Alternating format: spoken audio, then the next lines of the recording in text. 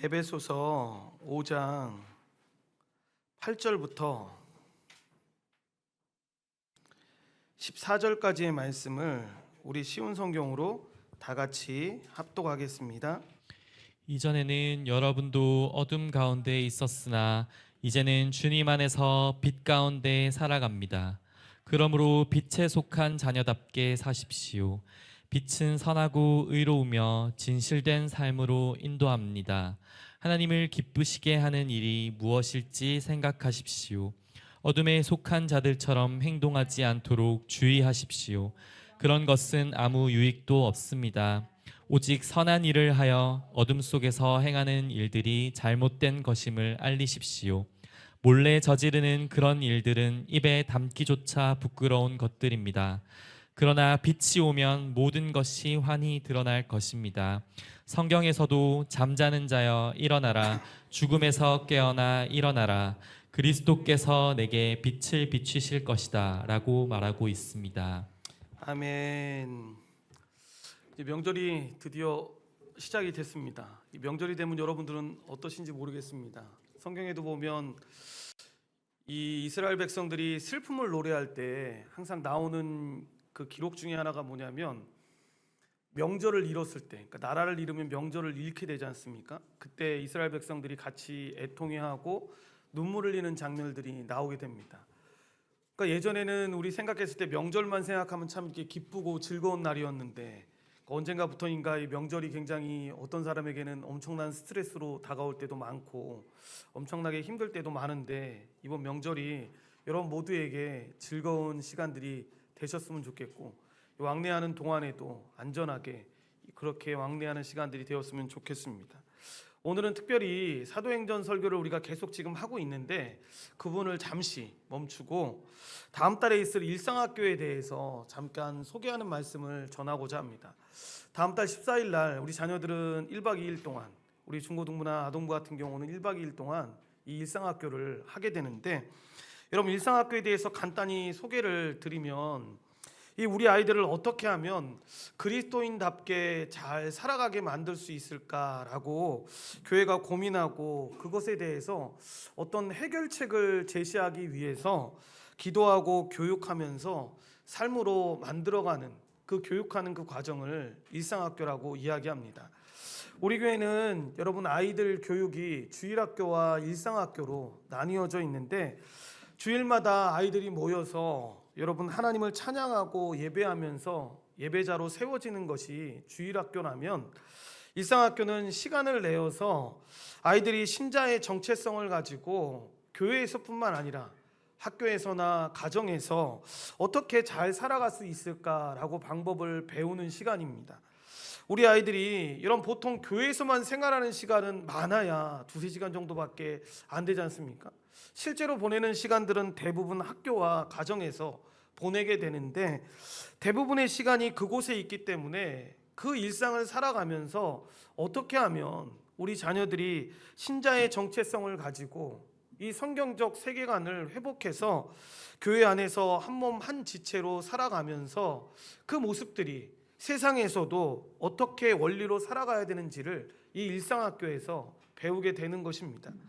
그래서 결국에는 이 교회에서 자란 아이들이 그냥 교회에서 사람들이 교회에서 잘 자랐어 이런 것에서 끝나는 것이 아니라 세상에서도 멋지고 아주 당당하게 잘 살아간, 그러니까 요즘 애들 같지 않아 라는 말 들으면서 정말 하나님의 백성답게 살아가는 하나님이 원하시는 모습을 보려고 하는 시간들입니다.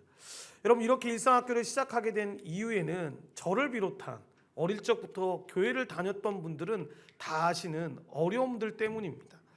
저 개인적으로도 그렇고 여러분 초등학교 4학년 때 제가 이 교회를 나오기 시작했습니다. 한 번도 교회를 떠난 적이 없었습니다. 그리고 이런 말씀드리기 뭐하지만 여러분 교회 다니면서 정말 한 번도 빼먹지 않고 열심히 다녔고 교회에서 하라는 건 다 했습니다. 그러니까 예전에 그냥 이건 웃자고 하는 얘기인데 교회에서 술 먹으면 안 된다, 담배 피우면 안 된다 그래서 그거 안 했습니다. 그러면 정말 잘 믿는 거라고 생각해서 하지 않았습니다. 그런데 물론 그런 건 있죠. 여러분 이렇게 하면서 그 결과는 여러분 어떻게 나타날지는 알 수 없었지만 그냥 교회에서 그렇게 하라니까 했습니다. 그런데 그 결과는 뭐였냐면 청년의 시기가 되었을 때 정말 많은 도움을 받았기 때문에 제가 예전에 다녔던 교회에 대해서 함부로 이야기하면 안 되죠. 그런데 저를 비롯해서 많은 어린 시절부터 예수를 믿었던 사람들이 공통적으로 갖고 있는 생각이 있습니다. 그게 뭐냐면 그리스도인으로서 세상으로 어떻게 잘 살아야 되는지에 대해서는 여러분 정말 능력이 부족한 사람이었습니다. 그래서 늘 세상이 불편했습니다. 그래서 항상 제 머릿속에 있는 생각은 뭐였냐면 이 세상은 제가 활동할 무대가 아니라고 생각을 했습니다. 이렇게 모든 것이 다 찝찝했고 모든 것이 불편했습니다. 솔직히 그냥 교회에서 사는 것이 제일 편했습니다. 그러니까 어릴 때 제일 좋은 시간이 어떤 때야 그러면 교회에서 수련회 가서 집에 오고 싶지 않았습니다. 집에만 와도 당장에 엄마하고 부딪혀야 했고 형제들하고 부딪혀야 됐고 학교에 가서 부딪혀야 했으니까 오기 싫었습니다. 수련회 같은 게 가는 게 저한테 천국같이 느껴졌었습니다. 그러다가 다른 학문을 공부하는 게 나한테 무슨 의미가 있을까라는 생각이 들어서 신학을 하게 됐고 다른 학문은 하나님의 진리가 아닌 것처럼 생각했습니다. 그거 배워봤자 뭐 내 삶에 도움이 될까? 내가 나 하나 그 공부한다고 해서 세상을 뭘 바꿀 수 있을까라는 생각을 했습니다. 그때 저의 솔직한 마음은 근데 뭐였냐면 그렇게 적극적으로 도전할 마음이 없었습니다. 부딪혀서 제가 이길 수 있다는 확신이 없었습니다. 그리고 실제로 그걸 배운 적도 없었으니까요. 물론 생각해보면 교회에 외부 강사들이 와서 세상에 이렇게 하면 잘 살 수 있어요라는 강의도 들은 것 같습니다. 그런데 그거 들으면서 제 마음속에 들었던 생각은 저게 대안이 될 수 있을까라는 생각이었습니다. 그렇게 자라왔습니다. 그러니까 당연히 여러분 요즘 사람들이 생각하는 것처럼 직장이나 사회생활하면 학교생활하면 그 안에서 살아가는 법칙이 있고 주일날 교회에 오면 교회로 살아가는 그 삶의 법칙이 있어 라고 생각해서 서로 이중적인 그 삶을 살게 되었던 겁니다. 이렇게 좀 더 안정을 누리고 세상에 살았을 때 여러분 사람들이 말하는 즐거움을 누리는 것이 인생의 최고의 목표니까 여러분 이렇게 살아가는 삶에서 여러분 무슨 하나님의 거룩한 백성으로서의 삶을 기대할 수가 있었겠습니까? 물론 교회가 정말 잘해줬는데도 여러분 제가 너무 부족해서 여러분 이걸 깨닫지 못했을 수도 있습니다. 그런데 우리가 시대를 살아오면서 깨닫는 것 중에 하나는 이 부분이 굉장히 약하다라는 걸, 간과할 수 없다라는 걸 깨닫게 되는데 문제는 그 안타깝다라고 생각했던 그 점이 여러분 우리 자녀들에게도 똑같이 비춰지고 있었다라는 겁니다. 시대는 흘렀고 연수는 계속 흘러가는데 교회 교육은 변하지 않고 우리 아이들도 가장 원론적인 그 교육만 배우고 있었던 겁니다. 그러다가 개척을 하게 됩니다. 그러니까 실제로 이게 정신이 그때 번쩍 들게 됐습니다. 저희 자녀도 3명이고 교회 개척하면서 저희 교회 처음 왔던 자녀들이 거의 15, 16명이었으니까 지금은 자라서 대학교 간 자녀들도 있지만 그 자녀들을 보면서 정신이 번쩍 들었습니다. 무슨 생각 때문이었겠습니까? 쟤네들도 그대로 놔뒀다간 나와 같은 우리 부모와 같은 똑같은 생각을 하겠구나. 월요일부터 토요일까지는 세상에서 세상다운 생각을 갖고 잘 살아가는 방법대로 살아가다가 주일날 오면 마치 성경책 옆에 끼고 경건한 사람인 것처럼 사는 삶을 살겠구나라고 생각을 했던 겁니다. 그래서 결심했던 게 부족하더라도 우리 자녀들 정말 잘 가르쳐야겠다는 생각을 그때 하게 되었습니다. 그래서 적극적으로 우리가 세상에 나갔을 때 예수 믿는 사람들이 어떤 생각을 하고 어떻게 살아야 하는지를 가르쳐주지 않으면 우리 자녀들도 우리가 겪었던 그 똑같은 경험들을 겪겠다라는 생각을 했던 겁니다. 그래서 이 문제를 그냥 미룰 수가 없어서 여러분 처음에 교회 개척을 저희가 6주년이 됐는데 처음에 했을 때 함께 했던 그 3명의 선생님들이 정말 고생 많았습니다. 그때 여러분 그래서 그 선생님들도 그렇고 여러분 그 자녀들이 했던 얘기가 뭐였냐면 우리 엄마가 저렇게 공부했으면 서울에 정말 좋은 대학 갔을 거라고. 평생 공부를 안 하던 엄마가 그거 붙잡고 그렇게 자녀들 잘 가르치겠다라고 공부를 했으니까 얼마나 고생을 했겠습니까? 그렇게 일상학교가 시작돼서 지금 현재 남아있는 선생님들이 그걸 이어받아서 열심히 지금 이 시간들을 보내고 있는 겁니다. 오늘 여러분 우리가 읽었던 본문 말씀을 잘 한번 보시면 너희가 이전에는 어둠이었다라고 이야기를 합니다. 무슨 이야기입니까? 신자가 되기 전에 우리의 정체성이 여러분 어둠이었다는 거죠. 그렇게 저와 여러분이 예수를 믿기 전에는 어둠 안에 있던 사람이었는데, 그러나 이제는 주 안에 빛이라고 하면서 빛의 자녀답게 행동하라라고 이야기를 합니다. 여러분 우리의 정체성과 존재가 바뀌었다라는 것을 이야기하는 겁니다. 빛 대신 그리스도께서 우리를 불러주셨기 때문에 우리가 그렇게 바뀌었다라는 것인데, 우리가 그리스도 안에서 빛의 자녀가 되었다라고 지금 설명하고 있는 것입니다. 그렇기 때문에 이제는 어둠이 아니라 빛이 된 존재로서 그 존재답게 살아야 한다라고 이야기하는데, 빛의 자녀들처럼 행하라고 말하는 것입니다. 그리고 이제 빛의 자녀로서 행하는 것이 뭐냐, 그 정체성에 합당하게 생활하는 게 뭐냐라고 이야기했을 때 9절에 보시면 뭐라고 나옵니까? 빛의 열매는 모든 착함과 모든 의로움과 모든 진실된 삶으로 인도된다라고 이야기를 합니다.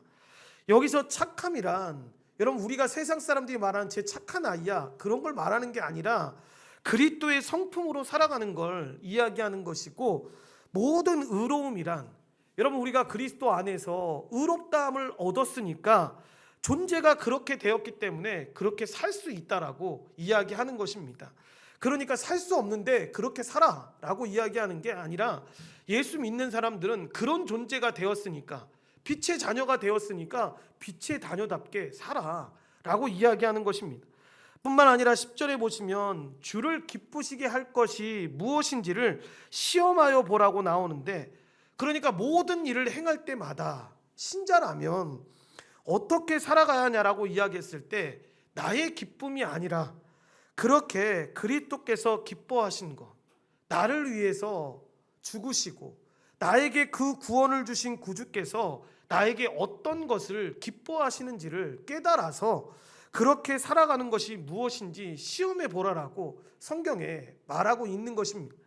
뿐만 아니라 이제는 열매 없는 어둠의 일에 참여하지 말고 도리어 책망하라라고 이야기하는데, 여러분 빛의 자녀이기 때문에 더 이상 어둠에 속해 있지 않으니까, 빛이 나는 존재들이니까 어둠에 참여하는 건 합당하지 않는다라고 여러분 이야기하는 겁니다. 그렇기 때문에 어둠 속에 있는 것들을 책망하라라고 말하는 것입니다. 그런데 그렇게 책망하려면 어떻게 해야 합니까? 아무 때나 두고 책망할 수 없지 않습니까? 먼저 분별해야죠. 무엇을 책망해야 될지, 무엇을 따라가야 될지를 알아야 되니까 분별해야 되는 겁니다. 그러니까 무엇이 어둠인지를 분별하고 책망하는 것이 신자의 합당한 모습이라는 거죠. 어둠을 책망하고 빛 가운데 살아가는 것, 이게 신자의 모습인 겁니다. 이것이 바로 신자로서 궁극적 변화된 존재로서 단순하게 그냥 나 예수 믿었으니까 구원받았어요, 이게 아니라 구원받은 자들이 빛의 자녀가 되었으니까 그렇게 어둠을 책망하고 빛의 삶을 따라가는 거죠.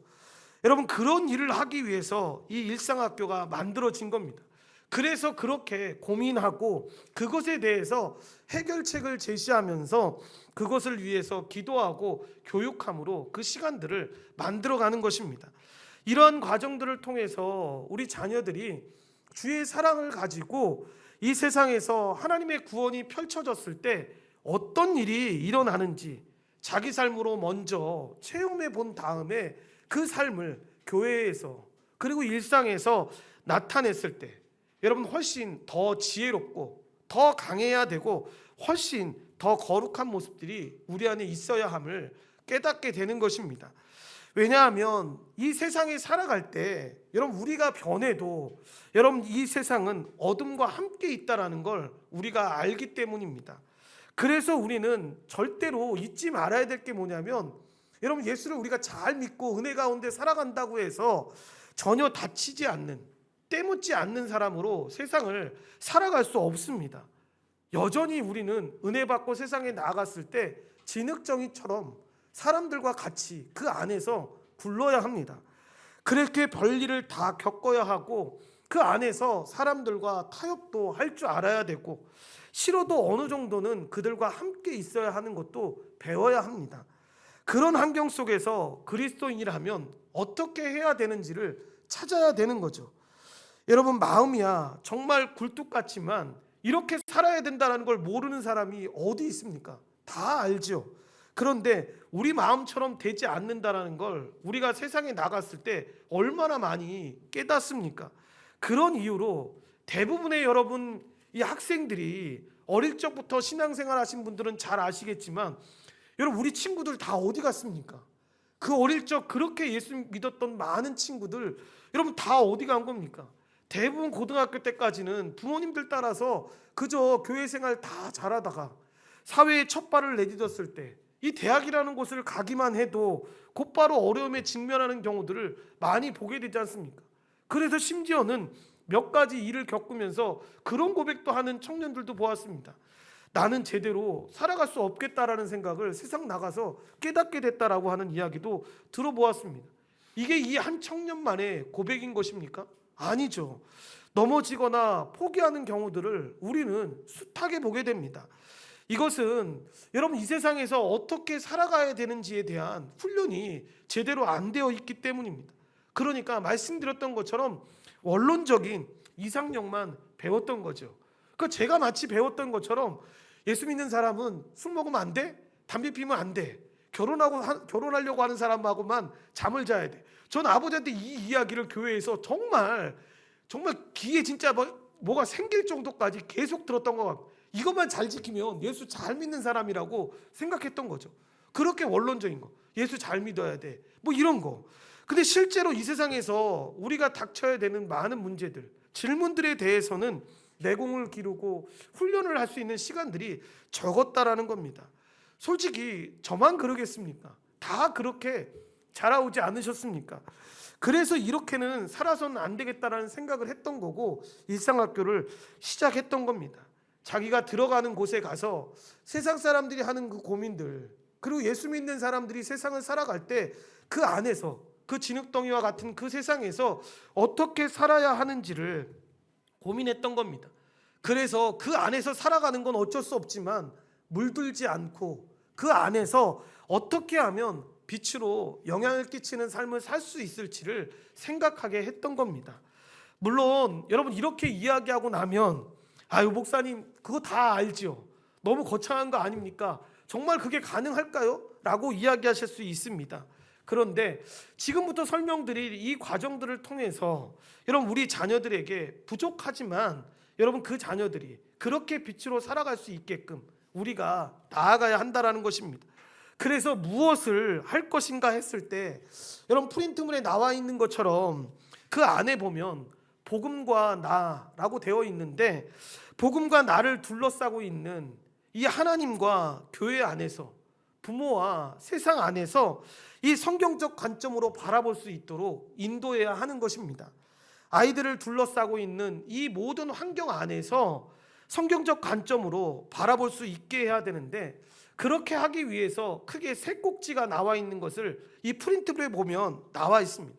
첫 번째는 우선 잘 이해해야 합니다. 그리고 두 번째는 설득할 수 있고 대화할 수 있어야 합니다. 마지막 세 번째는 사명감을 가지고 성취하며 전파할 수 있어야 합니다. 그 중에 가장 중요한 것이 바로 제일 가운데 있는 복음으로 나를 이해하는 것입니다. 여러분 이것이 가장 중요하고 먼저 선행되어야 될 일입니다. 그래서 복음에 대해서 교회와 가정에서 잘 가르쳐야 되는데 그래서 말씀드린 것처럼 저희 교회에서는 이 일을 감당하기 위해서 주일학교가 두 개로 운영되는 겁니다. 주일학교와 일상학교로 운행되는데 주일학교에서는 여러분들이 그냥 일반적으로 알고 있는 성경과 이 신앙생활을 가르치는 겁니다. 그리고 일상학교는 주일학교에서 가르친 내용을 근거로 해서 이 세상에서 어떻게 그리스도인으로 살아갈 수 있는지에 대해서 가르치는 것입니다. 구체적으로 이 주일학교에서는 이 성경 교리 그리고 교회 안에서 생활해야 되는 이 신앙생활에 대해서 가르친다면 일상학교에서는 이 모든 것에 기초해서 세상에서 신앙생활을 가르친다고 보시면 되는 것입니다. 이렇게 복음과 이 복음에 합당한 삶에 대한 철저한 신앙교육을 하려고 애쓰고 있는데, 그래서 지금까지 가르친 내용들을 보면 복음의 기초와 사도신경, 십계명, 주기문 도문을 우리 자녀들에게 가르쳤습니다. 그리고 지금 이 성경에 나오는 구원 역사에 대해서 모든 부서들이 함께 가르치고 있는 것입니다. 그리고 교회 생활, 신앙 생활을 가르치는데 이런 내용을 주일학교에서 가르치는 겁니다. 그리고 시간을 내어서 정말 선생님들이 열심히 이 부분들을 가르치고 있는데, 여러분들이 보실 때마다 기도해 주시고 격려해 주시기 바랍니다. 그리고 나서 이 복음이 제대로 가르쳐지게 되면 우리는 그 복음을 근거로 해서 이제 여러분 기초세계관을 가르치는 겁니다. 기초세계관이라는 게 뭐냐면 여러분 가장 기본적인 세계관을 다루는 거죠. 그러니까 우리가 성경에서 배우고 있는 그 내용이 바로 이 내용 안에 다 포함되어 있는 것인데, 창조와 타락과 구속과 이 완성 안에서 내가 누구인지를 알아서 그리스도인들을 돕는 기독교 세계관을 이야기합니다. 무슨 이야기냐면 하나님이 천지를 창조하시고 이 모든 것들을 다스리시는데, 하나님이 하나님 나라를 다스리시고 인간을 하나님의 형상으로 창조하셔서 하나님에게 예배하는 그런 아름다운 존재로 만드시고 인도해 주고 계십니다. 그런데 인간이 어떻게 합니까? 창세기에 나와 있는 것처럼 타락해서 하나님을 대적하게 되죠. 그러므로 하나님이 만드신 세상 자체도 훼손되게 되는데, 그러나 하나님은 이 세상을 버리지 않으시고 우리가 잘 아는 것처럼 예수 그리스도를 이 땅에 보내셔서 우리를 구원하시기 위한 모든 일을 행하셨습니다.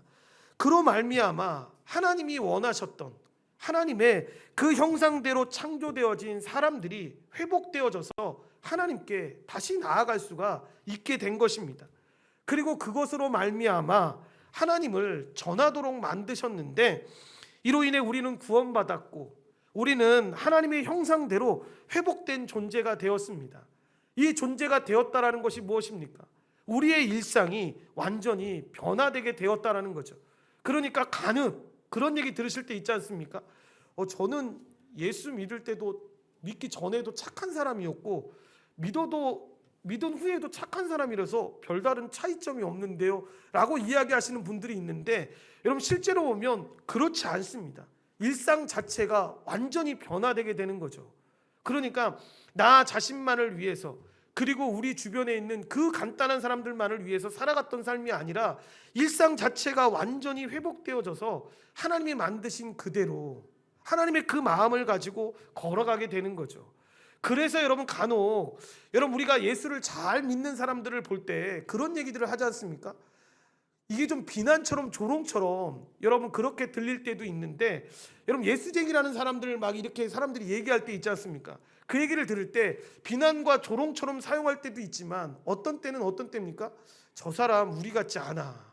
예수쟁이라서 정말 이 세상 사람 아닌 것처럼 저렇게 바보처럼 저렇게 살아가. 손해 보더라도 정말 그게 뭔지 저렇게 살아가. 이렇게 얘기하는 사람들을 만날 때가 있지 않습니까?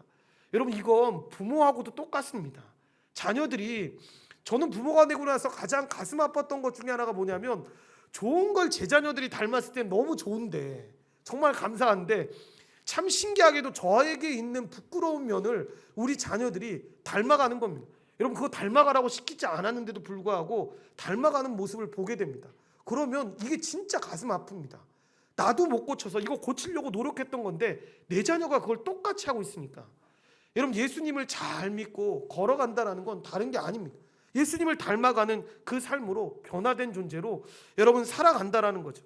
그래서 그렇게 살아가는 것을 가르치는 것이 여러분 이 기초세계관입니다. 그래서 이 복음이 맞다면, 그러면 하나님 앞에서 나는 어떤 존재인가라고 했을 때, 하나님의 자녀라면 어떻게 살아야 합니까? 라고 했을 때 거룩한 백성으로 살아간다는 거죠. 하나님처럼. 또 교회 앞에서 나는 누구인가라고 이야기했을 때, 나는 교회적 존재로서 개별적 존재로 떨어져서 살아가고 있는 것이 아니라 교회에서 한 몸 한 가족으로 살아갈 뿐만 아니라 교회의 지도를 받아서 신앙생활하고 이 하나님을 예배하도록 이끄심 받은 존재라는 걸 깨닫고 살아가는 겁니다. 또한 부모 앞에서 나는 누구인가라고 이야기했을 때 이 내용을 배운 자녀들은 다 이렇게 고백합니다. 부모가 하나님께서 자신의 대리인으로 세운 사람이라는 걸 깨닫는 거죠. 이 땅에 부모님을 통해서 그 하나님의 사랑을 깨닫게 하고 나를 이끌어 간다라는 걸 고백하는 거죠. 그래서 하나님의 대리인으로서 이 자녀를 하나님의 뜻대로 잘 양육하도록 하였기 때문에 이 사실을 믿는 자녀들은 어떻게 고백합니까? 십계명에 나와 있는 것처럼 부모를 공경하는 겁니다. 그래서 자녀된 자들은 부모에게 순종함으로 부모가 가르치는 참되고 선한 이 삶의 모든 것들을 잘 배우고 이렇게 살아가려고 노력하게 되는 것입니다.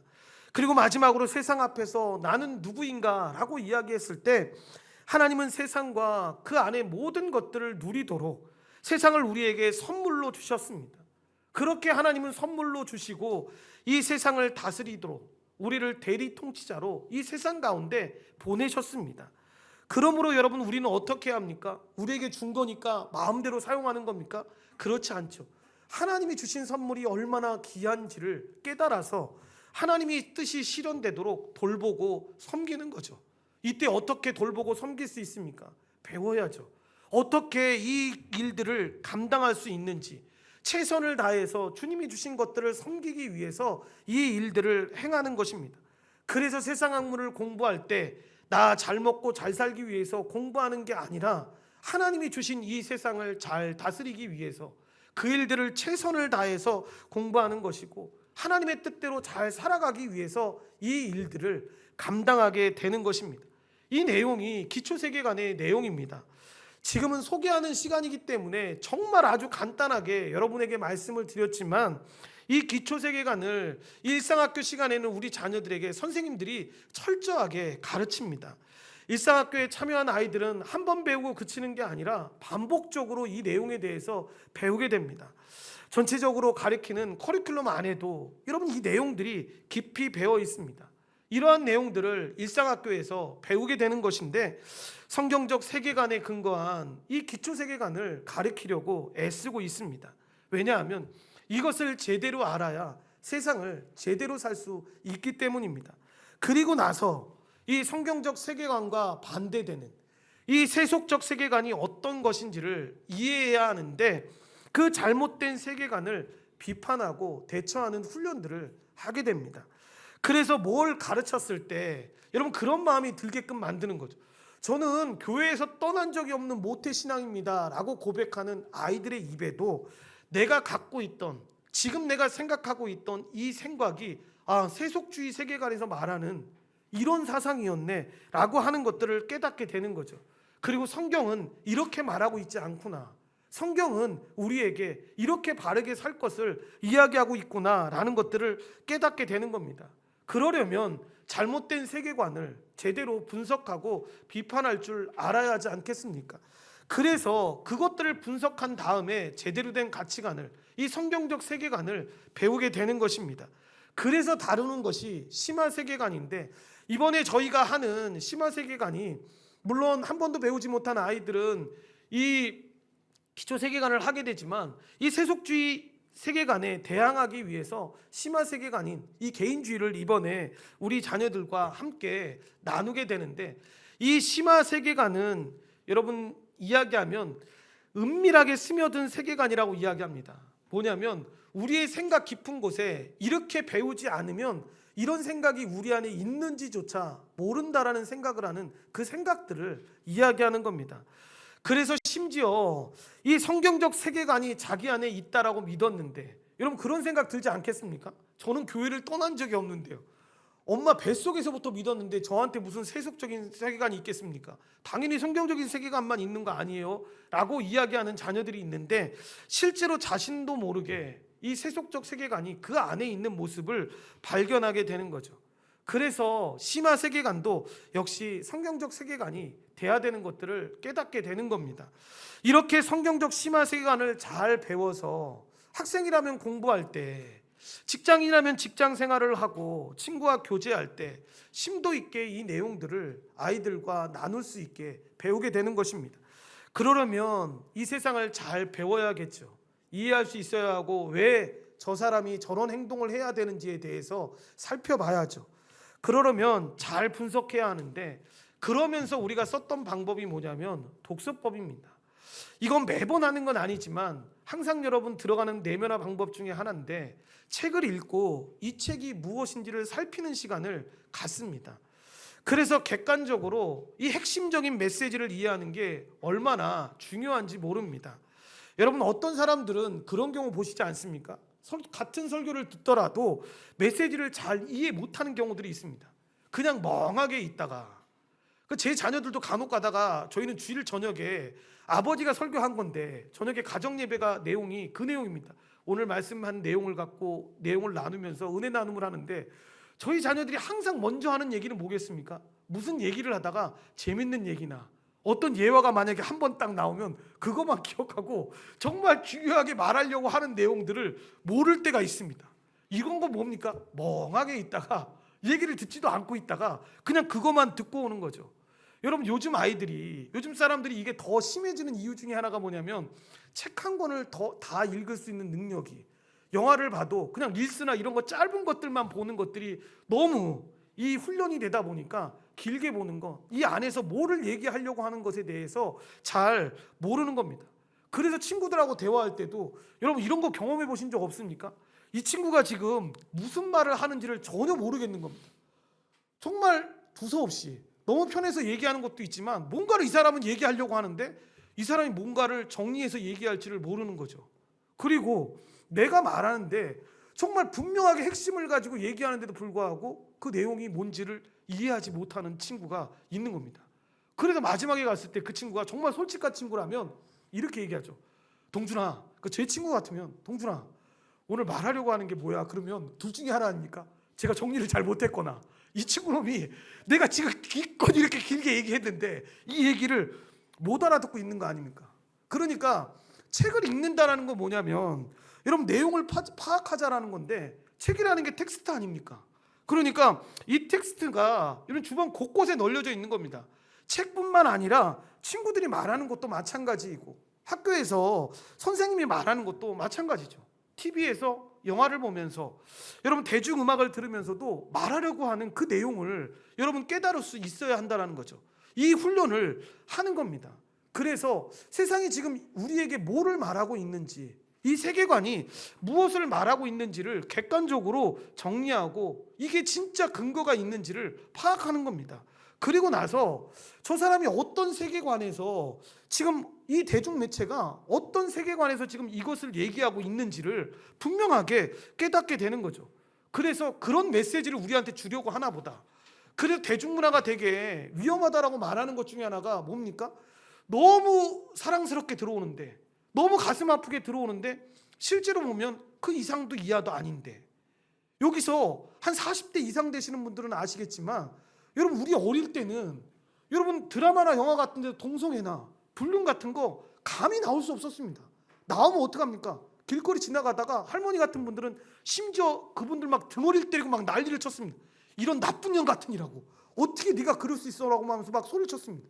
그런데 요즘에 대중문화나 TV 영화 같은 걸 보면 여러분 애들이 무슨 생각을 많이 하는 줄 아십니까? 나하고 상관없는 건데, 너무 불쌍한데, 너무 이쁜 사랑이다, 너무 이쁘게 그게 그려지는 겁니다. 예전에는 성과 악이 분명했는데 이제는 그렇게 보지 않는 거죠. 여러분 동성애에 있는 사람들을 막 보시면서 막 정지하고 막 그러라는 얘기가 아닙니다. 불쌍히 여기셔야죠. 그런데 이게 성경에서는 뭐라고 이야기하고 있는지를 분명히 알아서 죄라고는 얘기를 해야죠. 그런데 이게 아닌 거죠. 세상이 그렇게 이야기하면, 세상이 좋다라고 말하면 좋다라고 말하는 시대로 우리가 지금 살고 있는 겁니다. 이 훈련들을 하는 겁니다. 성경적 세계관에 의해서 정말로 개인주의 가운데 있는 그 사상이 남에게 피해만 안 주면 그만인 거지, 내가 누구한테 피해 안 주고 이렇게 잘 살고 있는데 라고 하는 것이 무슨 잘못도 아니고 어려움도 아니라고 생각하는데, 제가 매번 얘기하지만 저 어릴 때만 해도, 제가 굉장히 나이가 많이 든 사람처럼 보이지만 여기 계시는 우리 고희정 선생님이나, 고희정 선생님이 가장 앞에 보이시니까 고희정 선생님이나 이런 분들도 이때 그랬는지 모르겠는데, 제가 얘기했던 것처럼 초등학교 때, 여러분 지금도 저는 기억이 납니다. 저희 부모님이 어디 나가시면서 동준아 저 위에 집 가서 점심은 거기 가서 밥 먹어라 라고 해서 저는 다 얘기됐는 줄 알고 점심에 가면 그 아주머니께서 저한테 항상 얘기하셨던 게 동준이 왔네 그러면 아줌마 밥 좀 주세요 이렇게 얘기하면 아줌마가 되게 처음에 당황스러웠습니다. 왜 얘가 갑자기 와서 밥을 달랄까? 그럼 제가 눈칫밥만 먹고 자랐으니까 얘기를 하는 거죠. 엄마가 얘기 안 하셨어요 그러면 엄마 아무 얘기도 안 했는데 우리 집이 제일 편했나 보다. 밥 먹고 와. 그 밥 먹고 왔습니다. 근데 지금 만약에 예를 들어서 다 아파트 사시는 분들이 많은데 나가시면서 옆집 가서 밥 먹어라 그러면 문도 안 열어줄 거 아닙니까? 여러분 그런 시대를 우리가 살고 있지 않습니까? 그런데 이게 죄라고 말하지 않죠. 왜냐하면 성경은 그렇게 살지 말라고 하는데 한 몸이고 한 가족인데 그렇게 살지 말라고 하는 거죠. 그러니까 먼저 교회 안에서 그걸 보는 거죠. 그러니까 제가 가끔 그렇게 실제로는 하지 않는데 막심집에 갈 수 있지 않습니까? 막심집에 가서 우리 아내가 어디 가가지고 점심 좀 먹으러 왔어 이렇게 얘기했을 때 우리 목사님 이상하다 그러면 여러분 우리 둘 다 이상한 겁니다. 그렇죠. 그 이상하게 생각하면 안 되죠. 교회 안에서 살아가는 사람들이 그렇게 살아가는 게 너무 지극히 당연한 거 아닙니까? 한 가족인데요.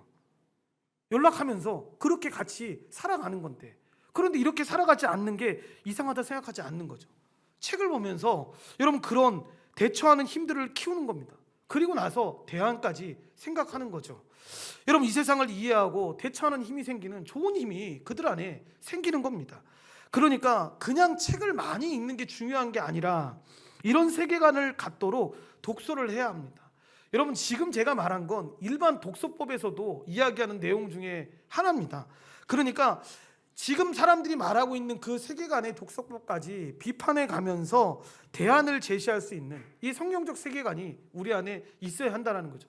복잡한 책을 갖고 하지 않고 우리 자녀들에게 여러분 시작할 때 보면 이 동화책 같은 걸로도 여러분 이런 책들을 설명하면서 이런 세계관을 설명합니다. 그리고 나서 우리가 갖고 있는 것들을 비판하면서 잘 대처하면서 말할 수 있어야 되는데 그때 사람들이 이해할 수 있는 말이 필요하다라는 거죠. 그렇게 우리가 세상의 비판, 이 세상의 무지에 대한 것들에 여러분 것들을 잘 막는 대화법을 가져야 하는데 그러려면 그게 무엇을 말해야 되는지를 알아야 하지 않습니까? 이것이 바로 그 프린트문에 나와 있는 변증입니다. 그래서 유신 변증은 하나님이 계시다라는 것에 대한 내용이고 창조 변증은 그리스도가 참된 우리의 하나님이시다. 그리고 부활 변증은 예수 그리스도가 구원자라는 사실, 그리고 여전히 하나님이 다스리신다라는 신정론에 대해서 우리가 차츰차츰 이 내용들을 심화 세계관을 통해서 자녀들이 배우게 됩니다. 그러니까 그냥 막연하게 하나님이 계셔 그러니까 하나님 믿어, 야 묻지도 물고 따지지도 말고 그냥 하나님 믿어, 이게 아니라 이 내용들을 배우게 되는 거죠. 이런 것들을 배우고 자녀들을 가르치게 되는데 여러분 그것을 통해서 더 단단해지게 되는 겁니다. 말할 거리가 그들 가운데 생기게 되는 거죠. 그리고 글쓰기도 굉장히 중요합니다. 글 쓰는 것도 자녀들이 그림으로 마인드맵을 통해서 설명하는 경우도 있고 글로 표현하기도 하는데 이건 역차도 변증의 방식이죠.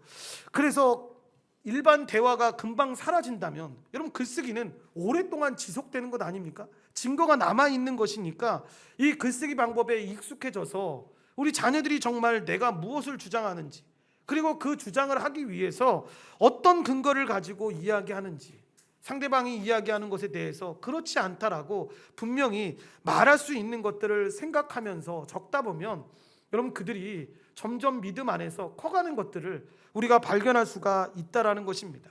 그리고 마지막으로 전파로 이제 이 가진 것들을 다 드러내는 역할들을 하게 되는 것입니다. 이것은 빛의 역할을 좀 더 세게 하려는 것인데 교회에서 아무리 우리가 빛입니다 라고 말한다고 한들 그게 뭐 그리 중요한 거겠습니까? 적의 공격과 비판에 대해서 잘 변증할 수 있어야 하죠. 이렇게 우리 것을 이야기하는 겁니다. 그게 여러분 사람들이 이야기하는 전도라고 말하는 것 중에 하나입니다.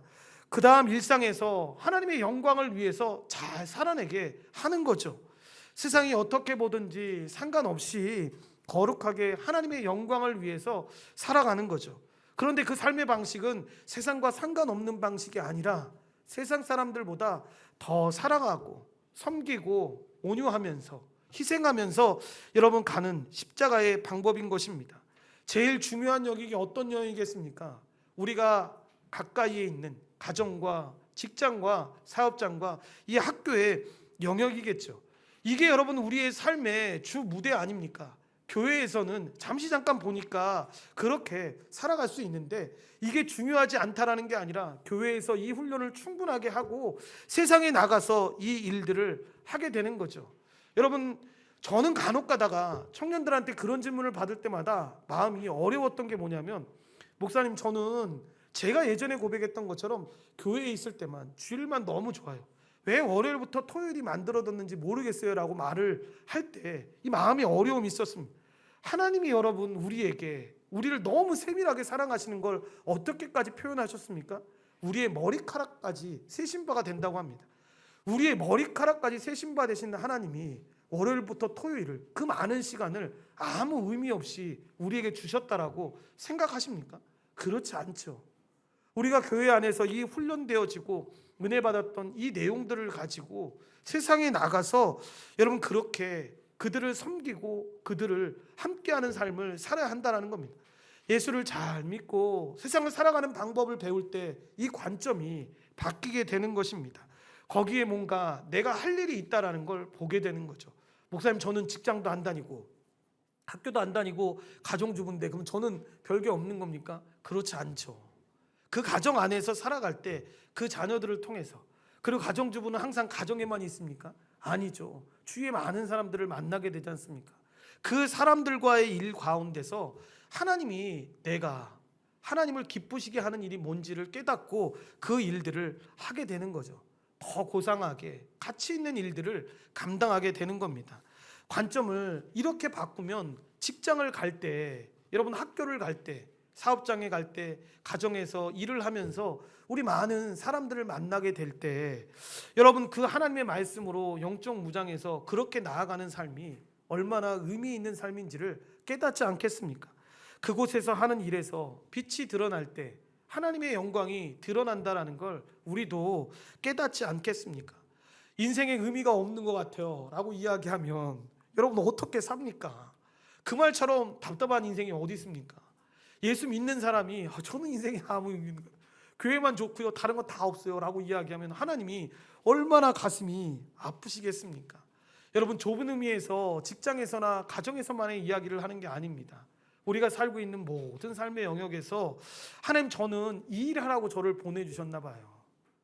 저는 제 자녀들 키우는 거, 그리고 저와 함께하는 이 동네 친구들한테 이렇게 선한 영향력을 행사하라고 이렇게 하나님이 나를 부르셨나 봐요 라고 하면 그 일에 충성되게 살아가면 되는 겁니다. 사람은 왜 저에게는 큰 걸 주지 않으셨어요? 저에게 만약에 저 같은 경우면 목사면 정말 막 수만 명 수십만 명 있는 교회가 있으면 저는 정말 위대한 일을 했을 건데요 막 이렇게 생각하라고 말하지 않으십니다. 그냥 우리한테 주신 거에 대해서, 우리에게 주신 그 환경 가운데서 정말 최선을 다해서 그 은혜들을 누리면서 걸어가는 삶을 바라고 있는 겁니다. 그러니까 우리에게는 어떤 사명이 있는 겁니까? 특별히 우리 자녀들, 그리고 교회 안에 있는 자녀들이 정말로 그렇게 살아가지 않게, 정말 하나님 안에서 내가 왜 공부해야 되는지, 직장을 다녀야 하는지에 대한 그 소명도 분명하게 깨달으면서 성경적으로 이렇게 말씀했기 때문에 나는 이렇게 살아갈 때 이렇게 살아갈래. 여러분, 이게 실제로 학교에서도 그렇게 나타나지 않습니까? 여러분, 간혹 저는 예전에 아주 단편적으로 그렇게 생각한 적이 있었습니다. 뭐냐면 제가 전학을 왔을 때, 여러분 지금도 제가 살고 있던 원래 도시가 그랬었는지 모르겠습니다. 제가 원래 살고 있던 이 도시 자체가 그랬다라는 얘기가 아니라 제가 성남이라는 도시에서 살다가 고등학교 때 전학을 왔는데 그때 거기서 살면서 저한테 있는 버스 탈 때의 좋은 기억은 다른 게 아니었습니다. 어른이 타시면 당연히 중고등학생들은 다 일어났습니다. 그리고 어른에게 자리를 양보했습니다.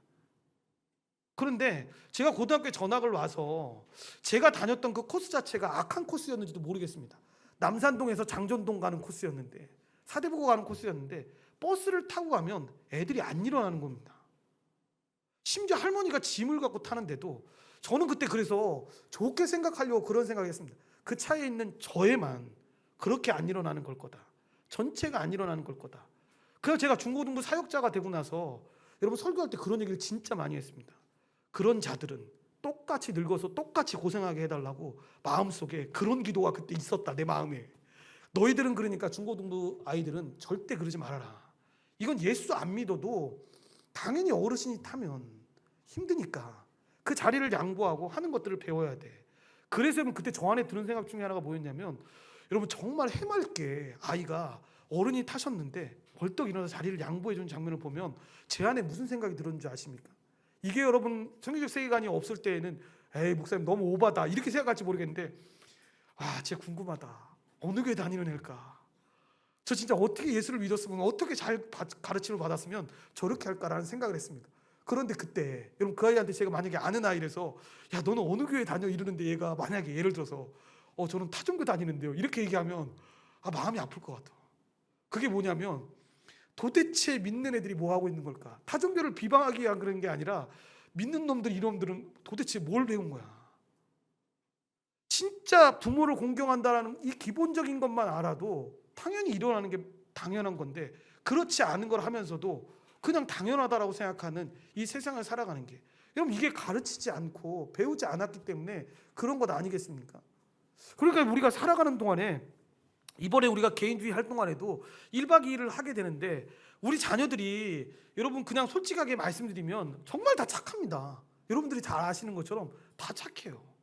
그런데 우리가 살고 있는 시대 자체가 그래서 그런지 몰라도 이 애들이 먼저 막 얘기하고 막 먼저 막 이렇게 하는 거에 대해서 잘 못합니다.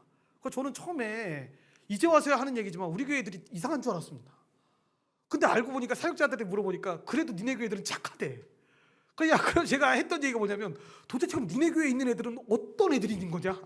이거 보면서 나는 막 답답해 죽겠는데, 좀 오면 같이 막 서로 교제하고 막 얘기해주고 같이 막 이렇게 섬기면서 이런 것들을 하면 좋겠는데, 그러니까 어떤 친구 하나가 저한테 가슴속에 그냥 뼈에 박히듯이 한 말을 하더라고. 네가 가르치면 되잖아. 니네 교회 부모들이 가르치면 되잖아. 그렇게 하라고 가르치면 되는 거라고. 여러분 그게 저한테 굉장히 충격이었습니다. 그래서 저희가 소비주의를 한번 했었습니다. 자녀들하고. 그걸 할 때 여러분 걱정이 되게 많았습니다. 뭐냐면 소비하는 것 자체가, 소비주의의 중요한 내용이 뭐냐면 소비하는 것 자체가 잘못된 건 아닙니다. 여러분 물건을 사야죠. 소비해야죠. 그런데 거기에서 정말 중심적으로 가르치는 내용은 뭐냐면 하나님 안에서 소비하라는 겁니다. 뭐냐면 과하게 하지 말라는 겁니다. 옆에 있는 사람들을 돌봐서 내가 이거 없어도 옆에 있는 사람들 살 수 있다고 생각하면 그거 섬기라는 겁니다. 여러분 어떻게 물건을 사야 되는지 모르게, 여러분 우리가 물건을 진짜 그때 이 일상학교 하면서 가장 화려하게 선물들을 엄청나게 사놨습니다. 그리고 애들한테 막 선물을 막 살 수 있는 그 돈을 부여했습니다. 그때 아이들이, 제가 와 참 감사했던 게, 그래도 개인주의도 기대가 큽니다. 뭐냐면 그때 우리 아이들이 선물을 사면서 하나를 딱 사고 아침에 그 교육 내용을 배웠지 않습니까? 그러면 인간이라면 어떻게 행동하겠습니까? 오후 됐는데 친구를 얘기하는 겁니다. 야 너 일로 와봐. 너 필요한 거 있으면 하나 사. 그러니까 우리 흔히 얘기하는 달란트가 많은 거죠. 내가 사주겠다는 겁니다. 그리고 심지어 어떤 애는 불쌍하게 서 있는 선생님한테, 선생님 거 내가 하나 사줄게요. 선생님 하나 사십시오. 저 이거 제 거 하나 사고 싶은 거 샀으니까 선생님 사드릴게요 하고 그렇게 가르치는 겁니다. 그러니까 거창한 교육을 하려고 하는 게 아닙니다. 그렇게 조금씩 우리 아이들 안에 있는 그 생각들이 관점을 바꿔서 성경이 말하는, 그 하나님이 말하는 생각들로 나아갈 수 있게끔 인도해 주려고 하는 그 시간들을 갖는 겁니다. 명절인데 여러분 많은 친척들을 만나게 될 것이고 마음 어려운 일들을 혹시 겪게 되실지도 모르겠습니다. 근데 그때 모든 저의 삶 가운데 가장 큰 지침이 되었던 한 문구가 있습니다. 예수님이시라면 어떻게 했을까? 제가 매번 그렇게 산다는 얘기가 아니라 정말 중요한 결정이 있을 때는 예수님이라면 어떻게 하셨을까? 여러분 그 질문을 갖고 이번 명절도 잘 보내시고 우리 인생 가운데 그렇게 잘 보내주셔서, 그리고 일상학교에도 우리 자녀들 이런 내용들을 배우고 있다는 걸 부모님한테 설명을 드리고 싶어서 오늘 이 말씀의 내용들을 가지고 말씀드렸는데, 오늘 에베소 말씀처럼 빛의 자녀들이니까 빛의 자녀답게 우리 자녀들이 잘 행동할 수 있도록 여러분 기도해 주시고 함께 그 일들에 참여해 주시기를 바랍니다. 기도하시겠습니다. 하나님 감사합니다. 하나님 우리가 예수님을 믿으면서 참 많은 것들을 반성하게 될 때가 있습니다.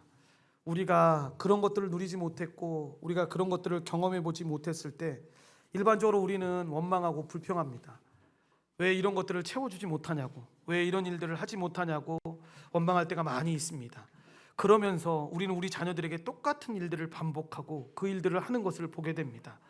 하나님, 그러지 않기 위해서 일상학교를 하고 우리 자녀들이 살아가야 될 방법들에 대해서 함께 고민하고 기도하면서 하나님의 은혜를 나눕니다. 하나님, 풍성한 은혜의 시간들 되게 도와주시옵시고 이 일상의 삶에서 나누는 이 모든 것들이 우리 어른 되는 부모님들에게도 충만하게 임할 수 있도록 도와주셔서 특별히 명절에도 그렇게 하나님의 은혜로 그 모든 일들을 대하게 하시고 하나님의 충만한 역사가 넘치는 삶을 살아갈 수 있도록 주님이 도우시고 인도하여 주시옵소서. 모든 걸 주님께 감사드리오며 예수님의 이름으로 기도드리옵나이다. 아멘.